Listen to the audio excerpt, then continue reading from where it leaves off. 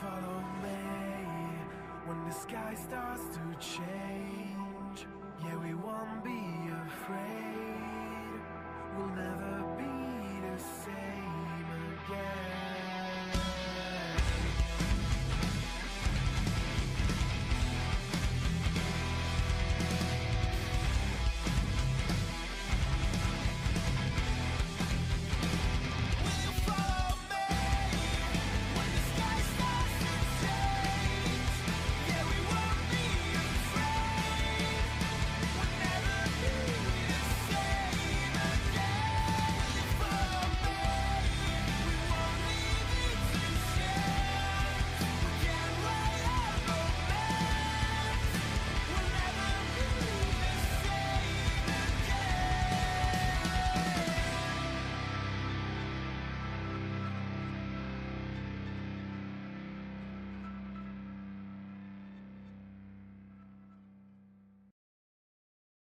What is up, guys? Today is November 29th, 2000.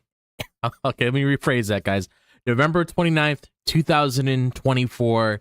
And this is the last SmackDown before we have our Survivor Series WarGames tomorrow. So this is going to be super exciting. I cannot wait to dive into today's show tonight so we can go through it. I mean, my main thing really was just diving into what's going to be happening tomorrow, so that's going to be super exciting. Like I said earlier in the chat, it's only going to be me tonight because Drop and Watkins are doing their own thing, and I have done the shows. I did the show once by myself before, so I'm not going to have any issues. And I'm probably going to switch things up tonight only because it's just me, so you guys are probably going to be getting a different rundown. The show might be a little bit shorter since the other guys aren't on here. And if you guys see me, looking around on my computer, to me, thank God I have 3 monitors, but I am going to be inserting the time codes on our document so you guys can go back at the end of the show, or if you guys happen to come across this, you want to hear my thoughts on things that happen within the show, it's going to be right here. But brushing that to the side, we got to talk about what went on with the Bloodline tonight. My main interest was the whole segment between Roman and CM Punk, and we will break that down. We have Jey Uso and Jacob Fatu. They had a match to see who had the advantage in the WarGames match. We'll talk about that. We got the Women's WarGames, which opened up the show. I'll give my thoughts on that as well. Cody Rhodes and Carmelo Hayes. We have the Women's U.S. title tournament continuing tonight between the Lash legend, Michin, and Piper Niven. Andrade versus Shinsuke Nakamura. And we also had a couple other things break down throughout the night as well when it came to, certain segments back then. I mean, not back then. Certain segments that went on within the show when it came to the tag team division, when it came to, Ciampa and Gargano. We'll dive into all of that, and then I will give my predictions for WarGames, which we usually do before the PLEs. We usually give our pay-per-views right here. But yeah, this is going to be a fun show. I am super excited to get into this. And without further ado, I'm just going to add a time code right here just so I have it. But yeah, it's time to see me, guys. All right, so this is a setup for tonight. We're not on Discord tonight. I'm just recording for my PC. Doesn't really make sense for me to be on Discord tonight. But I'm going to be giving you guys our lovely intro with anime in their souls and thoughts of wrestling out of control. It is me, DropThisBox, tonight. And if Watkins and Vash were here, well, they would both agree with me that we all love the entertainment of professional wrestling. So allow me to be the voice inside of your head as I go through the wrestling event of the evening, give my own personal thoughts and predictions on what's to come, and to also provide an experience inclusive to all nerds. Grab your steel chair, yell for the table, and get put through an experience like no other. Brought to you by Anime We Studio. This is the Weebs of the Ring podcast. And this is going to be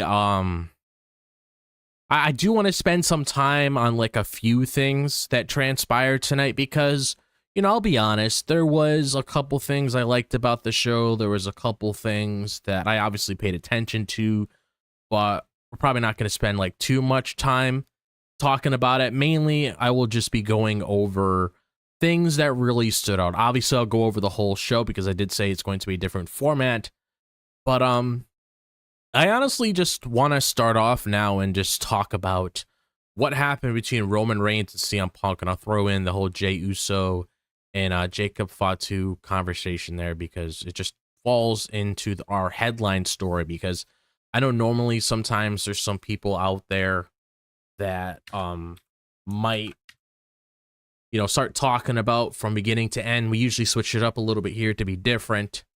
But we got to talk about that Roman Reigns and Punk segment because one of the things I did know throughout this week is that this SmackDown is taped, so there probably was leaks throughout the week. Thankfully, I wasn't spoiled on anything, so I didn't really know what occurred.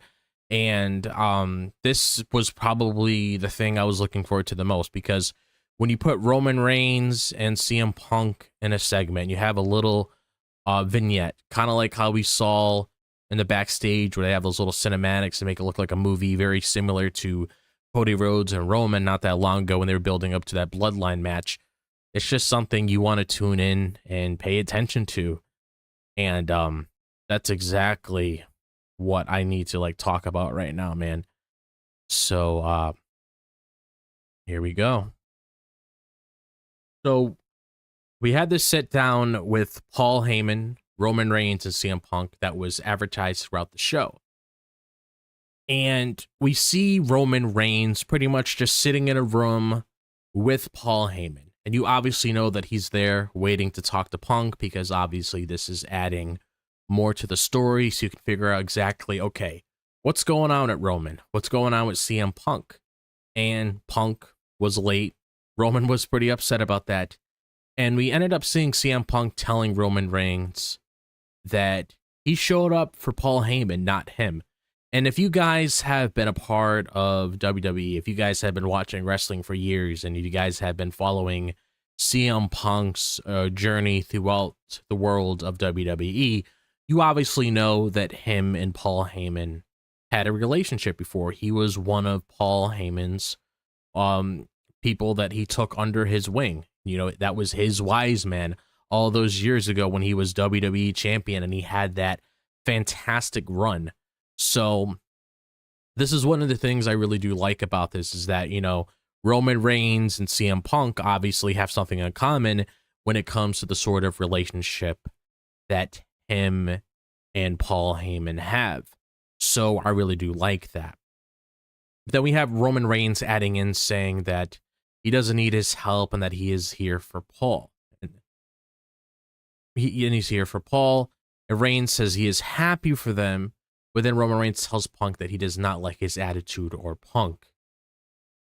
And this has been an ongoing thing with Roman Reigns that I will chime into because we did talk about this quite some time on the podcast when it came to Roman Reigns' status, when it came to exactly his overall presentation.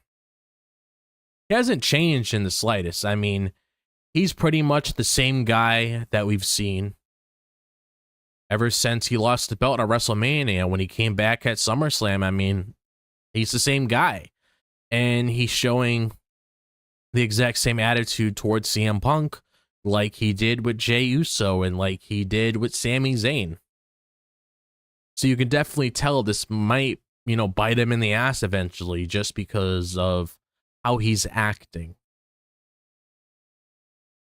And we ended up having Paul Heyman tell Reigns that Solo has them both in checkmate since WrestleMania, and we need help. And Paul Heyman tells CM Punk that if he does not come out the winner, Solo will come after Punk next. And Paul Heyman said the best way to survive is for both of them to unite together.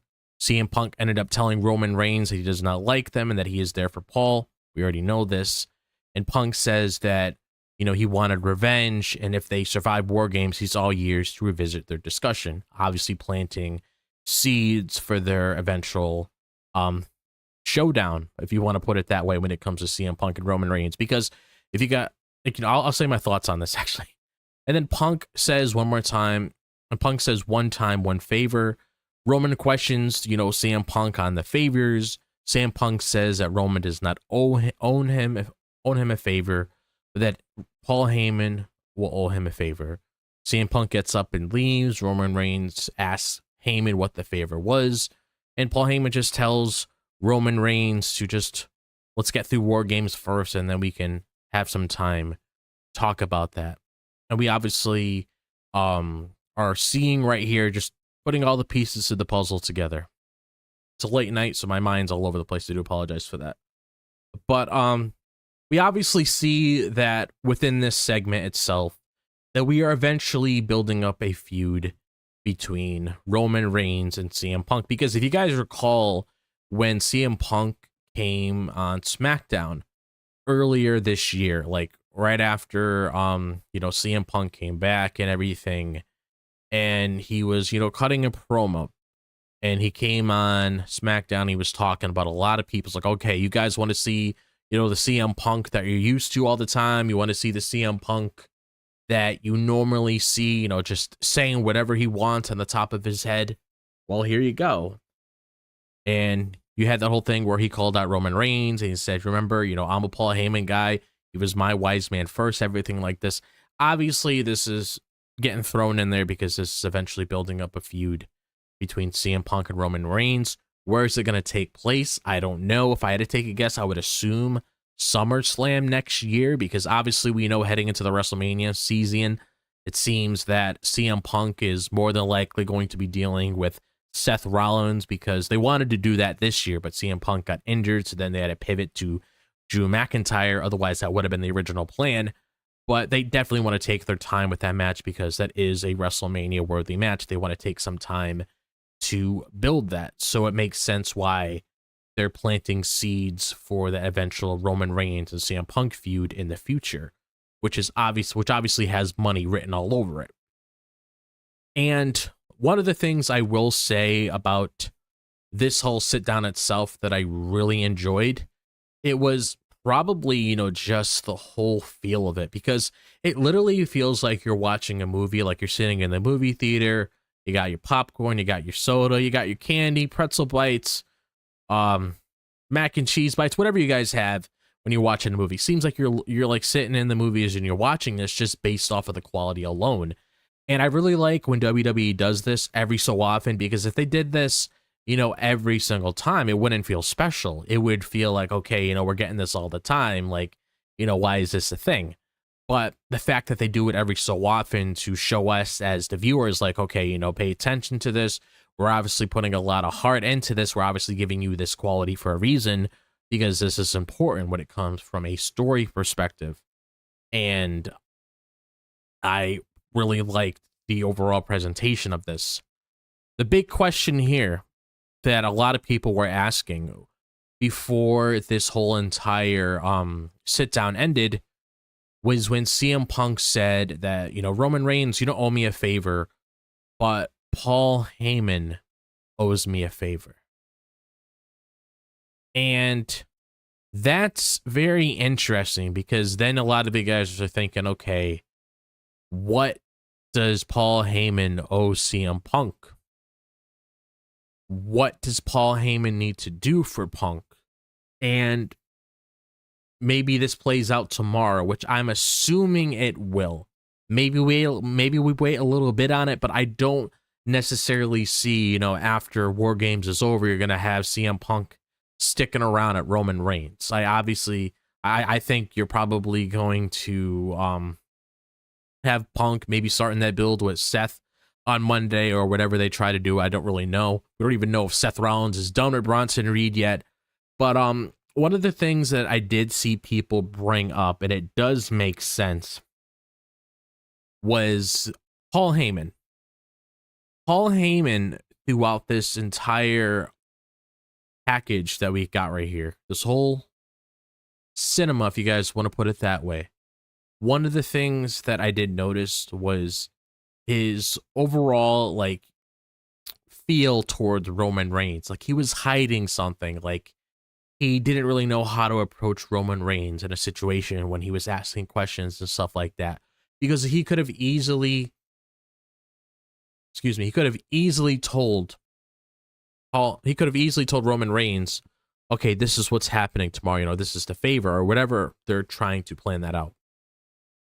But obviously, they're waiting to do it because obviously, you know, we're going to want to tune in tomorrow, the Monday, Tuesday, Friday to see exactly, you know, what sort of stories build coming out of this. And it does seem like Paul Heyman is hiding something from Roman Reigns. And one of the things I did see people talk about online, and this was also another thing that was going through my head as well when it came to the overall idea of like, okay, what could CM Punk be referring to when it calls Paul Heyman owing him a favor? Maybe it has to do with that whole entire segment that we saw earlier this summer when CM Punk went to SmackDown, because they were at Chicago at that time. And we obviously know that Chicago is obviously a place you're going to have CM Punk. I mean, that's why he was at that NXT CW premiere for that whole entire event that went down, because CM Punk is an attraction. People are going to pay to see CM Punk. And you had him there for that show. You had that little thing between him and the Bloodline. And some people are thinking maybe it's referring to what Paul Heyman said when he was like, take me with you. Like, take me with you so I can escape all of this, so I don't have to ever deal with this again. So that pretty much means that, you know, whatever happens tomorrow, which I'm assuming it's going to happen tomorrow because I don't really know where else it could take place unless they pause and go back to it later, but I'm not entirely sure what they're going to do. But I was thinking in my head that maybe you see something tomorrow where potentially Paul Heyman turns on Roman Reigns and he sides with CM Punk because he doesn't want to deal with all this anymore. Like, he doesn't want to deal with Roman. He doesn't want to deal with Solo and all this. He just wants to escape and do his own thing. That was something that came to mind when I was watching this, because I was thinking, it's like, you know what, it does make sense because, you know, Roman's at the point where, you know, if he loses things, maybe that's for the best so he can learn how to progress a little bit more as a character.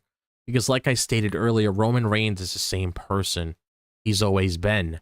So if he had something like, you know, Paul Heyman leaving him and now he's, you know, still with his bloodline, but he doesn't have a wise man anymore, maybe that'll teach Roman to like smarten up to actually think on his own instead of always relying on Paul Heyman. Because you even saw right here, you know, he was treating Paul Heyman the same way he did before. So it's like, I don't really think you need Paul Heyman there to like just fix all the problems and everything like that. Like, sure, would have made sense if you wanted to use him as a way to really bring everybody together, because there's still some unresolved things when it comes to the apology to Jey Uso and everything that went on with Sami Zayn. You know, you still got to patch things up. Things don't just, you know, heal over time just like that. So that's what I'm thinking it might mean. Maybe something happens tomorrow where we see him split away from him, but then that could potentially mean that CM Punk also turns heel, because a lot of people also brought up, well, it's kind of hard to see Paul Heyman as a good guy. He's never been shown to us as being a good guy. So maybe he will turn heel again and he'll just align him side with Roman Reigns, CM Punk, and him and CM Punk are heels. Which I wouldn't be against it, because CM Punk, you know, he could work both babyface, heel, but I've always loved CM Punk as a heel because CM Punk as a heel is on another level, and it would just create fantastic television. And I would probably be rooting for CM Punk because, I don't know, CM Punk just has that special spark about him. But that could potentially be what it is. But I really did like this, because this was definitely something we wanted to see when it came to Roman Reigns and CM Punk. They had that face-off. A lot of people got chills just looking at that. So getting a sit-down like this where they're just talking and figuring out what their game plan is heading in tomorrow. It's just very interesting. So I really did enjoy this part overall. So the next thing that I do want to talk about is Jey Uso versus Jacob Fatu, because that definitely falls into the whole thing when it comes to their Survivor Series matches that they have when it comes to, okay, who's going to gain advantage for that opposing team. Because we had the exact same thing happen on Monday where we saw Bianca Belair versus Nia Jax. And Bianca won that match. That means once they start off WarGames tomorrow, that means, let's say hypothetically, Bianca and let's say Bianca and Tiffany Stratton start off the match. Bianca could have Bayley come to the match, then it turns to a 2-on-1. So Tiffany's going to be, all by herself for a little bit, and then Bianca's team is going to be ganging up on her. That's the whole point of this. So having Jacob Fatu win this entire thing, it made sense. I'm not against it at all. And obviously, if you're looking at the predicament that the bloodline is currently in right now, it makes sense for things to head down this direction. So I'm completely okay with the result. And I thought the match was pretty good. Fun fact, actually, this is actually Jacob Fatu's first televised match when it comes to him having a one-on-one match, because normally we see him, with the bloodline, he's jumping people, putting them through tables, doing moonsaults, but we actually see him in a match on his own where he doesn't have to be with any of his bloodline members. He's actually by himself. And like the way that this whole match started off is that, we saw both of them stare at each other, really build that tension between the both of them. And obviously there's a little story here, because when Jey Uso had the Intercontinental Championship and he was defending it against Braun Breaker, Jacob Fatu was actually the one that cost him the match, because he ended up laying him out, throwing him in the ring for Braun Breaker to finish him off. So obviously there's a little story here between the both of them. It's not like this big story, but there's a little story there. So at least you know that these two guys are familiar with one another. And we see, I think one of the things that I really love the most is the kind of moves that Jacob Fatu pulls out when he's doing his matches, because I like when you see Jacob Fatu, do something like a moonsault, or, just do like that pop-up Samoan drop. I just always find wrestling moves like that Jacob Fatu does to be very it's just, whenever Jacob Fatu is on the screen, it always makes me want to just, pay attention and watch, because he's a very great wrestler, and I'm just really happy that he's a part of WWE now, because he has a lot of potential, and it gets me really curious to see exactly, where the future is going to be heading for him when it comes to a singles run, because obviously in the future, Jacob Fatu is going to be on his own. He's going to be cutting his own promos. He's going to be winning his own belts. So I'm very curious to see what sort of direction this is going to go down. But like I stated earlier, this was definitely needed when it came to Jacob Fatu versus Jey Uso, for them to get the advantage, because it just makes things more interesting. It's like, okay, yeah, the match started off with Jacob Fatu and Tonga Loa, and then Sami Zayn's in there, and they just team up on him. It just makes more sense, because they're treating this like it's war. Obviously, it's WarGames, but they're treating it like it's a pretty big deal. So I like how Jacob got the advantage within this match itself. So the next thing I do want to talk about is what we opened up the show with, because we pretty much talked about what went on between the bloodline tonight. I gave my thoughts on Jey Uso versus Jacob Fatu, but we got to talk about the women's WarGames, because we did get some build up for that before tomorrow's show. which I would assume they're probably opening up the match because I can't really see them doing 2 War Games back to back. So they'll probably have the women open and then the men close, obviously, because there's a lot of stuff going on with that story with Bloodline versus Bloodline. But we obviously had this whole thing break out last weekend.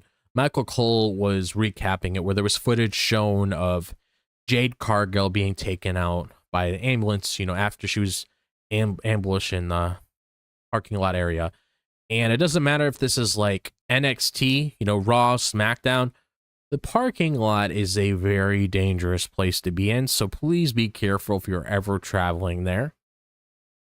But one of the things I do want to chime in when I say this, just because we had that little recap of it, I'm hoping whoever it is, it's meaningful. It actually adds to a very compelling story, and it's not just something where it's like, oh, okay, you know, Jakara Jackson and Lash Legend took out Jade because they wanted to be a part of the Women's United States Championship tournament. I hope it's not something like that. I mean, because I don't know. To me, I would sort of feel like they could probably build like a better story out of that. I know people were saying Bianca could be a culprit. Maybe she doesn't want Jade holding her down because she needs to be in the main event scene, going after the Women's World Championship or going after the Women's Championship, but she always has to hold Jade Cargill's hand. So people are thinking maybe it's her, but then yet again, you know, she was in a she was in a tournament match to progress, obviously. Chelsea Green ended up winning that match. So a lot of people are saying, well, it doesn't really make sense because she had her opportunity right there. I know people are saying Bayley, but to me, Bayley doesn't really make any sense. Well, it does make sense, but at the same time, it doesn't, because I just personally would rather it be one of those things where it's like something that's not predictable, because obviously Bayley's predictable because of how she's been being treated recently, and it would just make sense for it to be her because, you know, obviously there's a lot of history that you can dive into and you could probably build a good case out of it. But I'm just hoping it's not that, because we just had Bayley turn face not that long ago. So why are we turning her heel again? And so I'm just going to stick up what I said originally with it being Naomi. But pretty much we had, I'm not going to spend too much time on this, but pretty much we just had the ladies come out here, build their match. You know, they were firing shots at each other, and then we ended up seeing a brawl break out. And I'm actually very excited for this match, and I'll definitely explain why later when I go over my Survivor Series predictions when it comes to, you know, what I want to chime in here, because there's part of me that just wants to say it here, but I'm not going to really say it here because it's just going to spoil later. But, you know, it did what it needed to do, nothing crazy. I mean, when it comes to both build-ups between the WarGames match with the women's and men's, obviously Bloodline's been having a lot more build-up. But I can't say that I'm not excited for this match, because there's definitely a lot of things I can see taking place, and like I said, I'll share my thoughts on that a little bit later. But now I want to dive into Cody Rhodes versus Carmelo Hayes.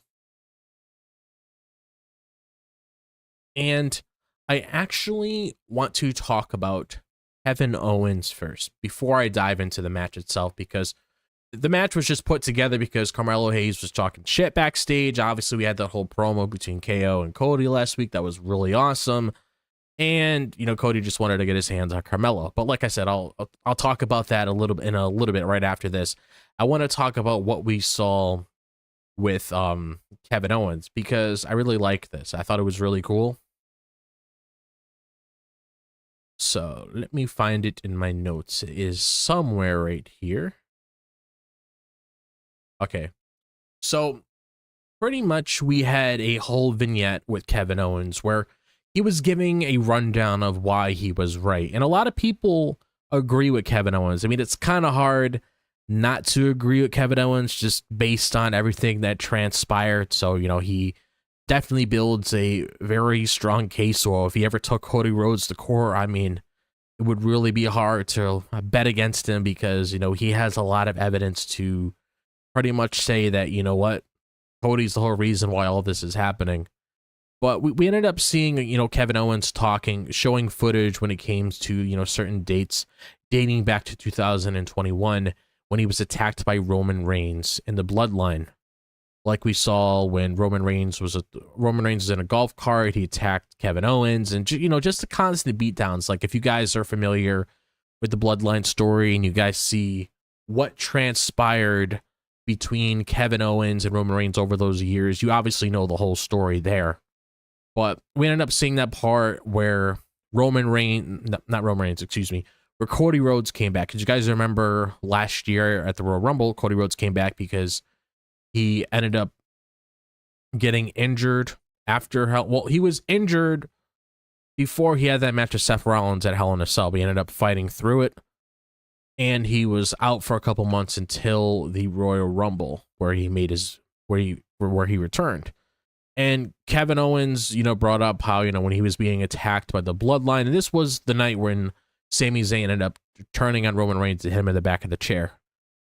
He said that, you know, Cody was there in the building, but he was nowhere to be found. And he was just, you know, giving examples of, you know, why Cody's in the position he's in and just why things are the way they are. And he says that he's going to see Cody Rhodes at Saturday Night's Main Event, and he will turn Cody Rhodes into the Canadian Dream. And I'm going to say this, you know, straight up. I am, like, super excited for this match between Cody Rhodes and Kevin Owens, because I don't know if I spoke on this already, but I am honestly loving this build when it comes to Kevin Owens and Cody Rhodes, because I feel like Cody Rhodes, when it comes to a very super compelling story, if it comes to him against somebody else where there's no involvement, you know, besides like Randy Orton, because he is involved in this little story that's going on right now. Besides, like, around WrestleMania, we got all that stuff with Roman and Rock, and how heated it was, and Rock was beating him up by his bus, and he was just busting him open. He was all bloody. It was raining. It felt very cinematic. I honestly feel like we haven't really seen anything at this level since then, and that's exactly what Cody Rhodes and Kevin Owens, like, feud just reminds me of. It feels like, you know, you could just feel, like, the intensity behind it. You could feel the hatred behind Kevin Owens. And one of the best things about, you know, having a heel when it comes to, you know, a feud between a heel and a babyface is when you can actually get behind the heel. You can actually understand the heel's actions. Like I stated earlier, when it came to all the points that Kevin Owens is giving us when it came to him and Cody Rhodes. So I'm super excited to see this match take place at Saturday night's main event.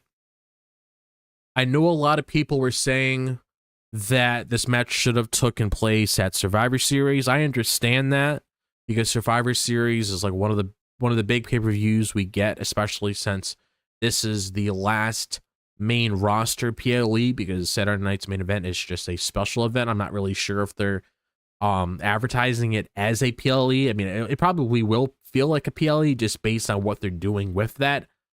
But if you want to talk about, like, that big 5 pay-per-views when it comes to WrestleMania, SummerSlam, Royal Rumble, Money in the Bank, Survivor Series definitely falls in there. But I'm actually happy that's not taking place, because I kind of want to see it build a little bit more. And besides, after tomorrow, we only have 2 more weeks until Saturday night's main event. So if they want to do something next week and the week after that, I mean, hey, so be it. I'm not against it at all whatsoever.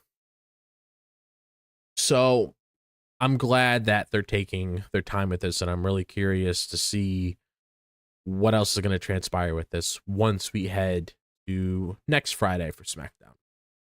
But getting into the overall match itself, I thought it was a really good match. Obviously, just having Carmelo Hayes in the spotlight with Cody Rhodes is a very good thing, because I'm really happy with what they're doing with Braun Breaker on Monday Night Raw. You know, he's the Intercontinental Champion. He's getting some good matches. He's a very good promo. I'm glad that Carmelo Hayes is also having his time to shine, where, you know, he had those 7 matches, if you want to call it a 7th match, because LA Knight ended up breaking that whole entire thing up.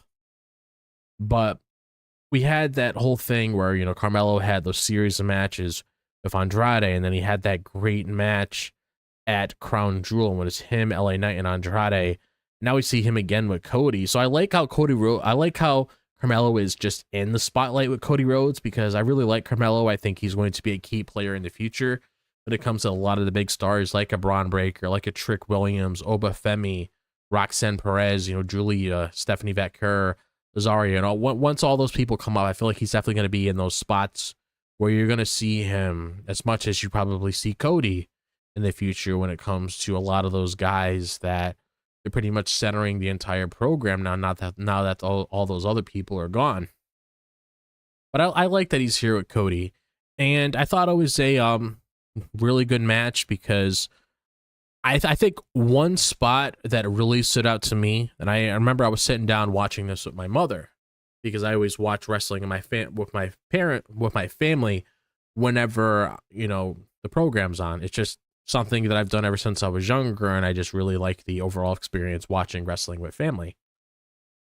One spot I really liked in particular was that suplex that Cody Rhodes was doing on the top rope, where he was just holding onto Carmelo Hayes for like a couple seconds or so. You know, just one of those suplexes where they just hold on to the guy and they just keep on waiting and waiting until they drop him down. Cody did like one of those on the top rope, and I thought it looked really good. It was a really good spot. And this was just basically a good showcase match for Carmelo Hayes, saying, you know, hey, you can hang here with the big boys. That's awesome. I'm hoping they have like some sort of like solid plan with Carmelo Hayes, because I don't really know what's going on with him, because obviously him and Andrade are done. So I am very curious to see exactly like what are we going to be doing after that when it comes to Carmelo Hayes. Is he going to have a run-in with someone else, start a different program? What's going on here? I did see some people say online that maybe we could potentially see Carmelo Hayes join the Street Profits or something along the lines of that, because it almost seemed like it was heading down that direction when Bobby Lashley was still there and he was talking to all these different kinds of people. But yet again, you know, you had Carmelo Hayes being smart with Bobby Lashley. Never really saw anything take place out of that, unfortunately.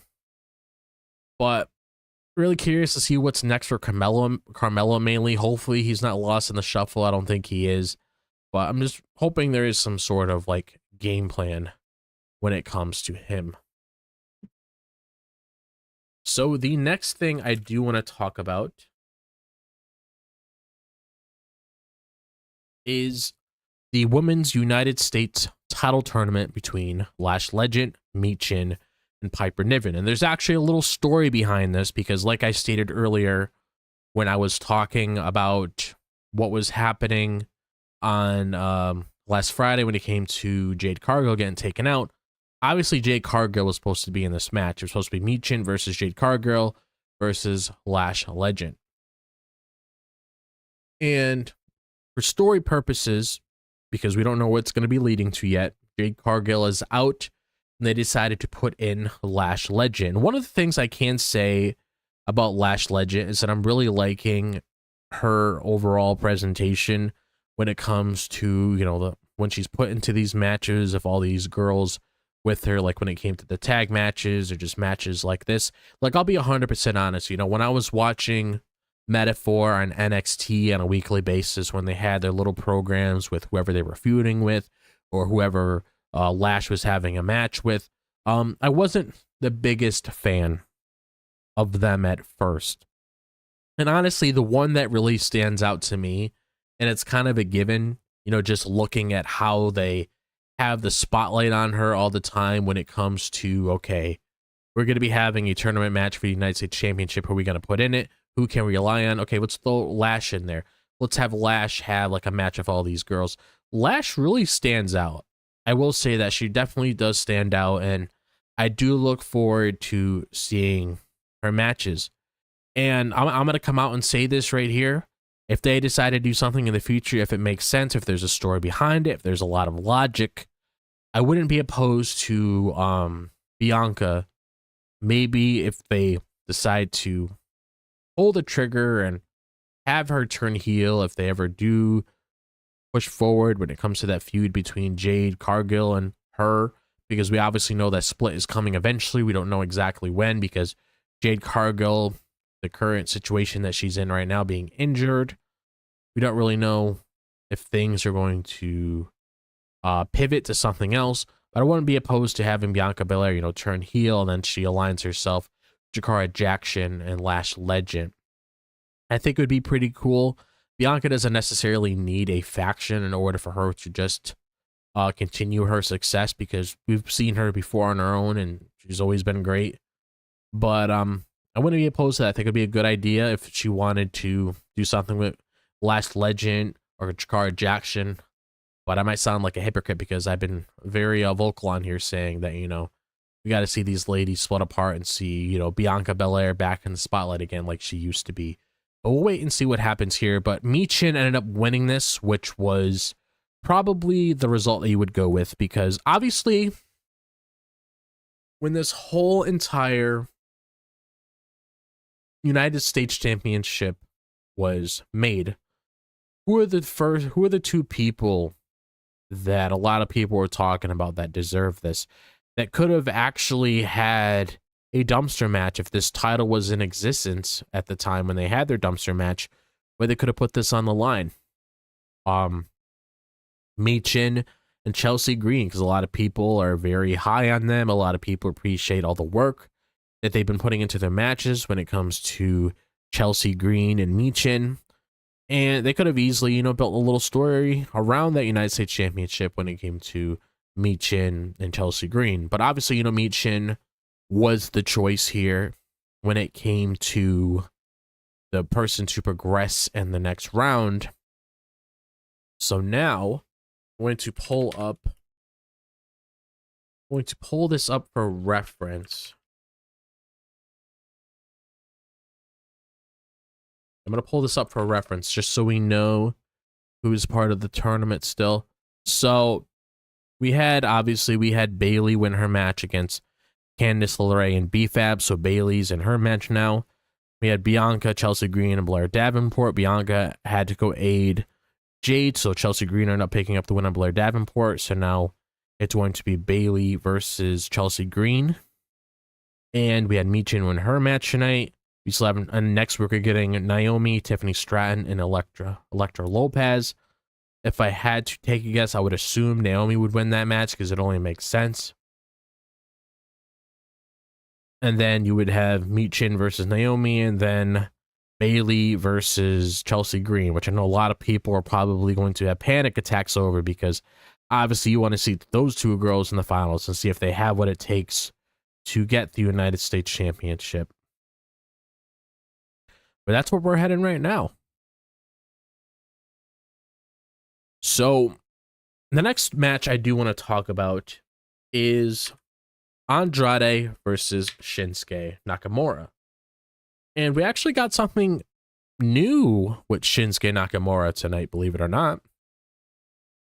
Because what we saw with Andrade and Shinsuke Nakamura was that Shinsuke actually has new theme music. And it's not upbeat like it usually is, where you can just dance around to it in your room or, you know, anything along the lines of that. No siree, it is nothing like that at all whatsoever. It's actually one of those things where it's like very toned down, and it just fits the current character that he's doing right now. So I heard there's some people out there online saying they didn't really care for it. They should have kept it how it was before. I don't know why we're switching around theme songs all the time, etc. Yada yada this, yada yada that. I understand where they're coming from, but me personally, it does not bother me, because if they want to take Shinsuke down a different direction and do something a little bit different from him, do something a little bit different with him, then hey, you might as well, you know, give him something to work with. And I thought it fits just for the character alone. And this Shinsuke versus Andrade match was actually pretty good. It's actually good to see Shinsuke on TV again, and it's good to see Andrade, reestablishing himself. So seeing these two in the ring, it was a very good match. But obviously, this match itself was just there to, have Nakamura get some sort of momentum under his belt because he is currently in a feud with LA Knight. And speaking of LA Knight, he actually ends up running down towards the end of the match, and we see Nakamura spray him in the face with mist, which is a very common thing we've been seeing with him and Asuka. They've been doing this for quite some time now. And Nakamura ends up leaving the ring, and the referee ends up checking up on LA Knight, and he wipes his face with a towel. And obviously we know that they have a United States Championship match tomorrow. How is that going to take place? I do not know. Because if I was being honest with you guys, I probably would have waited a little bit longer to at least build this match a little more. If you want to wait another 2 to 3 weeks or so before you made it official, I mean, you could have waited until Saturday night's main event if you wanted to have it on there, because I feel like that would make sense, because you could at least, do something more with it, because Shinsuke's only been back for a week and a half, and now he already has a title shot. I'm not saying he doesn't deserve it, but at the same time, it's like I felt like there could have been a little bit more here. But it was good to see Shinsuke pick up the win, because if I'm being honest with you, I like Shinsuke. I think he's really cool. I wish him nothing but the best, but his presentation as of recent has not been the best, because when he was in the black and gold days, when he was a part of NXT, and he had a lot of great matches down there, especially if you guys remember that match he had with Sami Zayn, a lot of people are excited to see how that would translate on the main roster. And Shinsuke Nakamura hasn't had the best of luck on the main roster when it came to the overall presentation. That's why there's some people out there that probably lost faith in him, because they didn't really know if they could believe he would actually go over or do anything special to really elevate his character, become a world champion. He hasn't even become a world champion yet on the main roster. So all I'm hoping with this really is for them to actually take Shinsuke Nakamura seriously this time. That way they can actually do something with his character so it's meaningful and it actually turns into something. Because that's all I'm wanting from Shinsuke Nakamura. I just want things to work out so things don't head south, if you guys get what I'm trying to say. I really don't want it to head down that direction, because I just feel like he just has a lot of potential that hasn't really been touched on, because like I said, it's really hard to believe in him just based off the presentation alone that they've been doing with Shinsuke for quite some time now. But hopefully things turn out. I'll get a little bit more into this later when it comes to my overall predictions for Survivor Series WarGames. So the very next thing I do want to talk about is something that we saw backstage when it came to Tommaso Ciampa. And let me put my little time code here. Okay. It was something that we saw with Tommaso Ciampa. Let me look at my notes. Where are you, notes? Notes. Okay, here we go. So, you obviously know that I've been pretty pumped when it comes to the overall build when it comes to the tag division on SmackDown. Because one of the things that I've been wanting for a long time was the tag division to have some sort of story. Something that we can tune into every single week to see exactly what's going to be happening next. And we saw that with Tommaso Ciampa and Johnny Gargano. It comes to DIY. We see that with the Street Profits. And we see that with the Motor City Machine Guns. So one of my things I wanted was there to be something compelling coming out of the Motor City Machine Guns title win. It has. We've been getting a lot of story when it comes to the Street Profits wanting a better presentation. They don't want to be wasted. They don't want to be treated like jokes. We have Tommaso Ciampa, like we see with him and Johnny Gargano, where how Ciampa says that, he doesn't care about how Gargano is a mentor to Alex Shelley. Ciampa just says he wants to go do things his own way, and that Gargano has 1 week to figure out his crap. Otherwise, they would probably end up splitting. So it's like, I like how there's a lot of tension here because of teasing Tommaso Ciampa to go off on his own, which if you have seen him go off on his own, I mean, he's great. He would be a very good heel, especially if he was a potential contender for LA Knight. If they ever have a feud with one another, I mean, I would eat that up. That would definitely be very entertaining, and I would not be against it at all. But obviously, we have some story going on here, and they're trying to make it compelling. And I could really appreciate that they're doing, stuff like this on SmackDown. So DIY actually means something. Street Profits actually means something. And the Motor City Machine Guns actually means something. So that's something I can definitely appreciate when it comes to what they're doing at the tag division. Hopefully they can do that on Raw. I was not a big fan of what happened on Raw this week because I was expecting a lot more than what we got. I was honestly hoping that the War Raiders actually won, but they didn't, which is unfortunate because I don't really see the point of Judgment Day having the titles anymore. I was honestly hoping for them to win and that we could build story with the Raw Tag Team division, kind of like how we're doing with SmackDown right now. But I'm not the booker, so I don't really have much to say with that.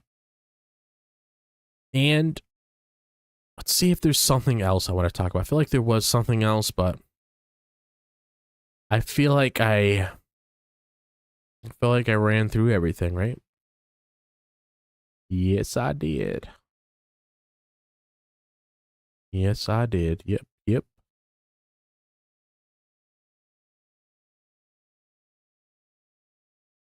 All right. So we are getting into my SmackDown overall thoughts.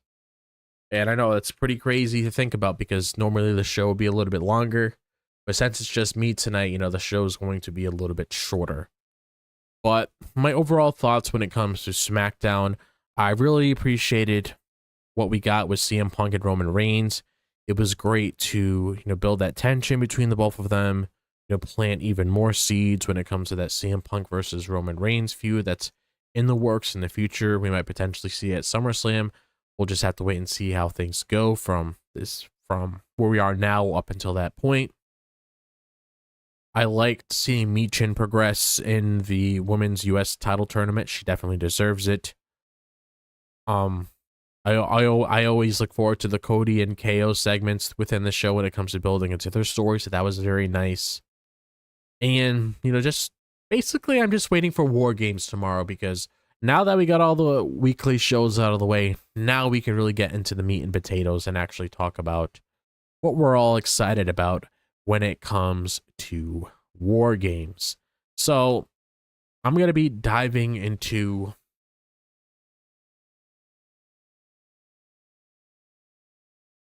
I'm going to be diving into my WarGames predictions, and I'll give some explanations when it comes to who I can see winning these matches. So we have the Intercontinental Championship on the line between Braun Breaker, Sheamus, and Kaiser. I'm saying Braun Breaker only because Braun Breaker just won it back, and they're not going to take the title away from him like that. Really wouldn't make any sense. So Braun Breaker is going to be having that title.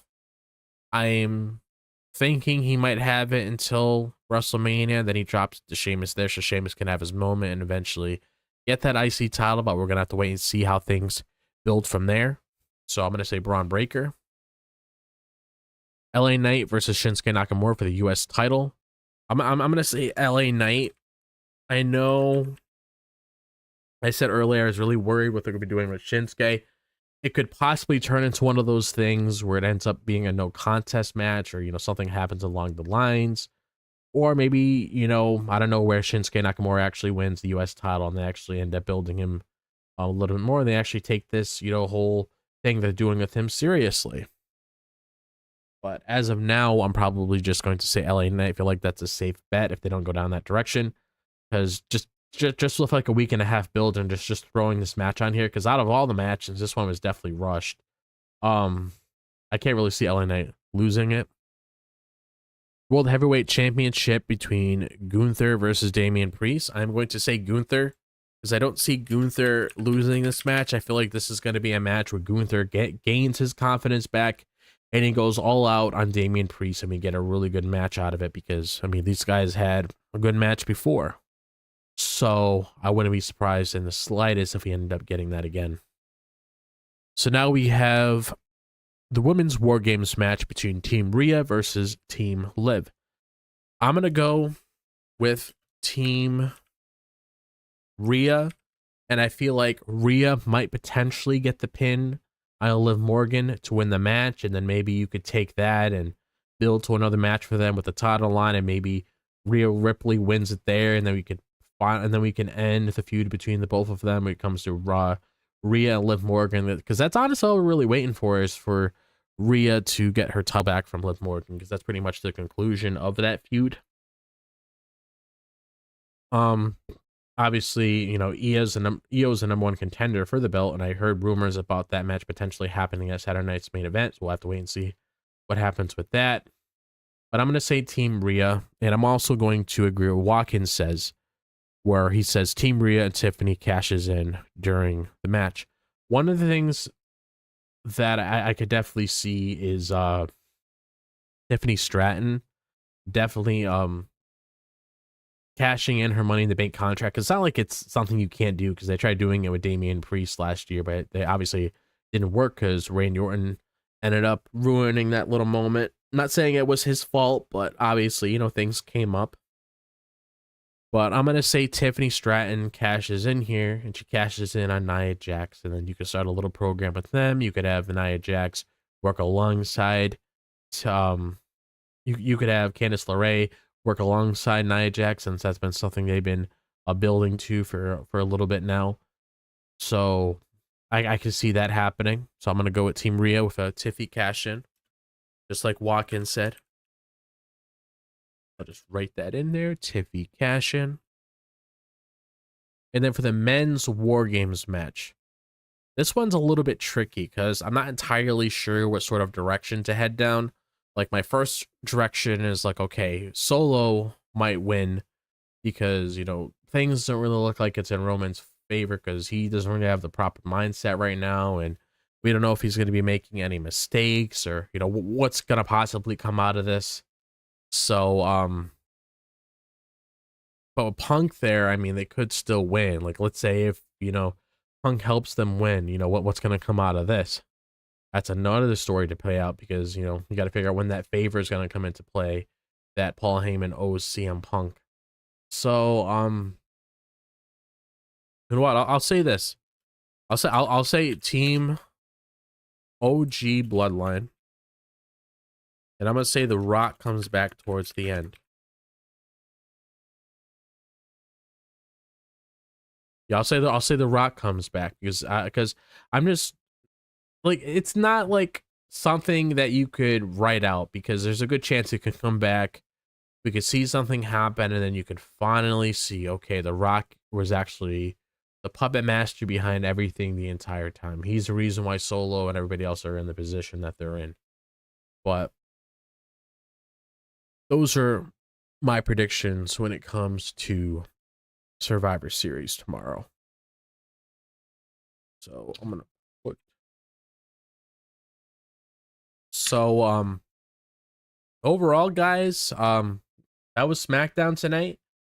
I had a really fun time talking about SmackDown with you guys. It definitely was really fun to just, you know, give my overall thoughts on the show, so you guys know how I feel about everything that's going on before we head into Survivor Series tomorrow, which I am super excited to get into. Sure to pay attention to your listings so you guys know exactly when the pay-per-view is starting. For me, it starts at 6 o'clock. So I'm planning on having, you know, pizza to watch Survivor Series, because I normally always like order something to, like, you know, have something a little special when I'm watching the PLEs. Probably order some pizza or something, pick it up.